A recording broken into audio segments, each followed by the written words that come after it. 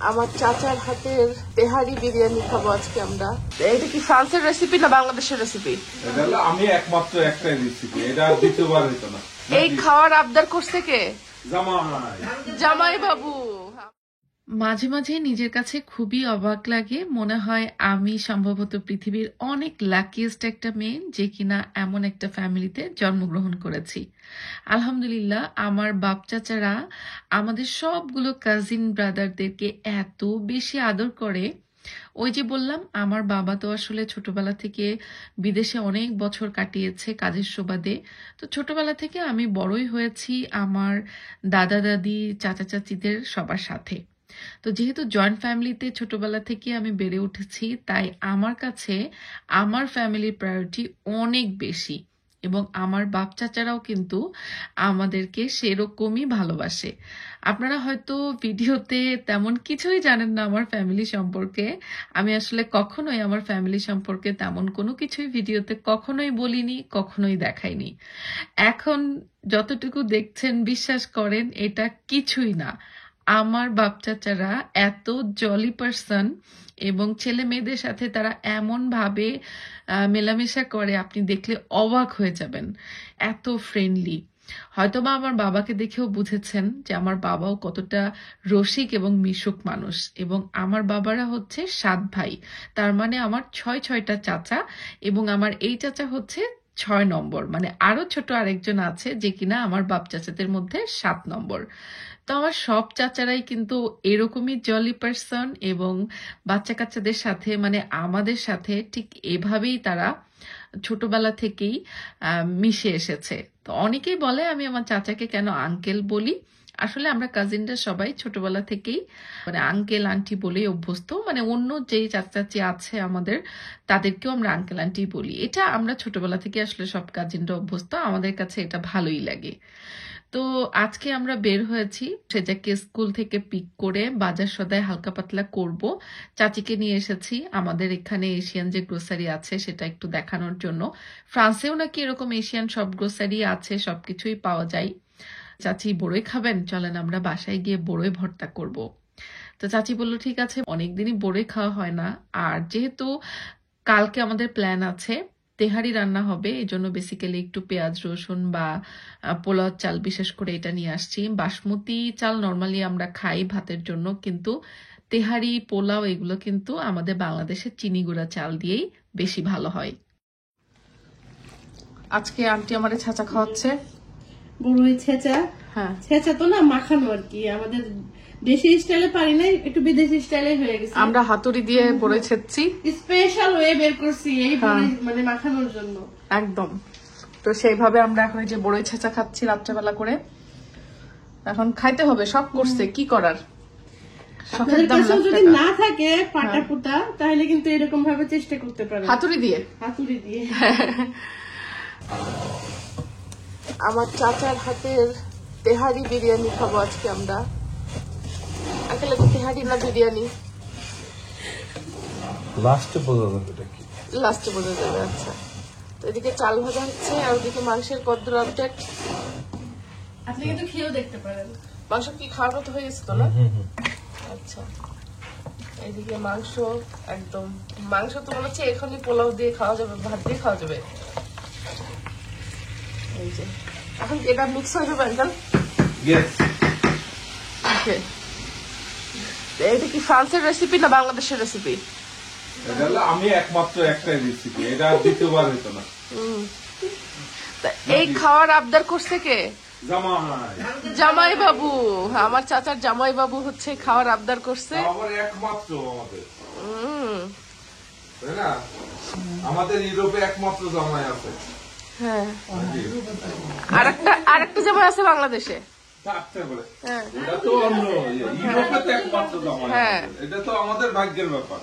তো দেখো, জামাইয়ের আবদারে শ্বশুর হচ্ছে বিরিয়ানি রান্না করতেছে। তুমি তো অনেক ভাগ্যবান গো।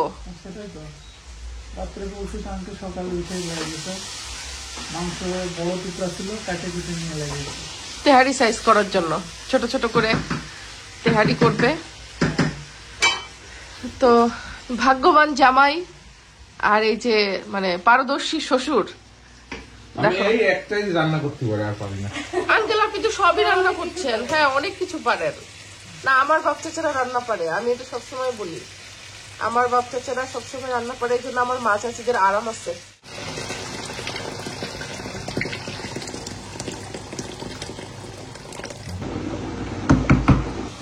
এখন কি হবে আঙ্কেল? মিক্স হবে, তারপর দমে চলে যাবে। আমার আসলে বড় পাত্র নাই, এই হলো একটা সমস্যা। আঙ্কেল আপনার কি ইন্ডাকশন রান্নার তো সমস্যা হচ্ছে? না, কোনো সমস্যা নেই। আপনার বাসায় কি ইন্ডাকশন নাকি গ্যাস? গ্যাস, কিন্তু যে পারে সব জায়গায় পারে, কাঠের চুলেও পারে। এটা ঠিক আঙ্কেল।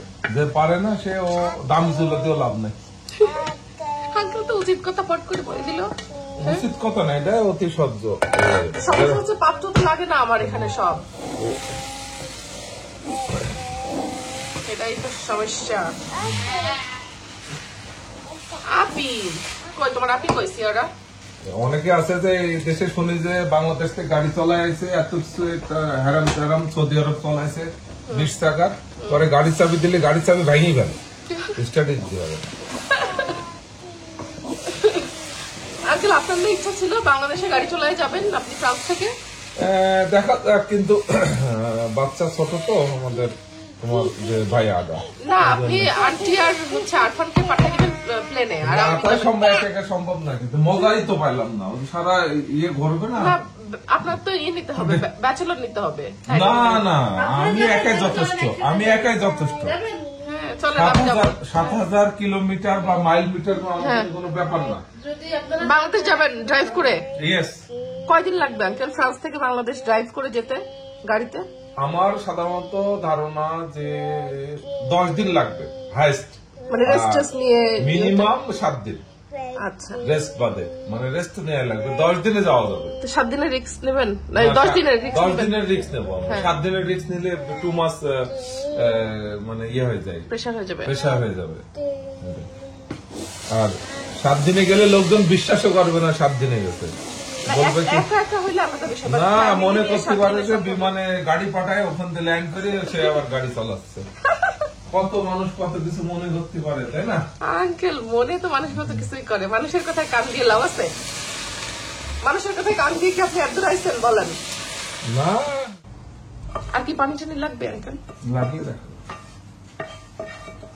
এবার চালের মধ্যে হাফ সেদ্ধ থেকে একটু বেশি সেদ্ধ চাল, এর মধ্যে পাকানো মাংস দিয়ে দেওয়া হলো। পাকানো মাংসের সাথে এখন চাল মিক্স হবে।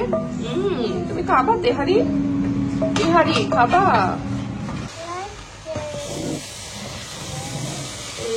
সেই ঘুটুনি।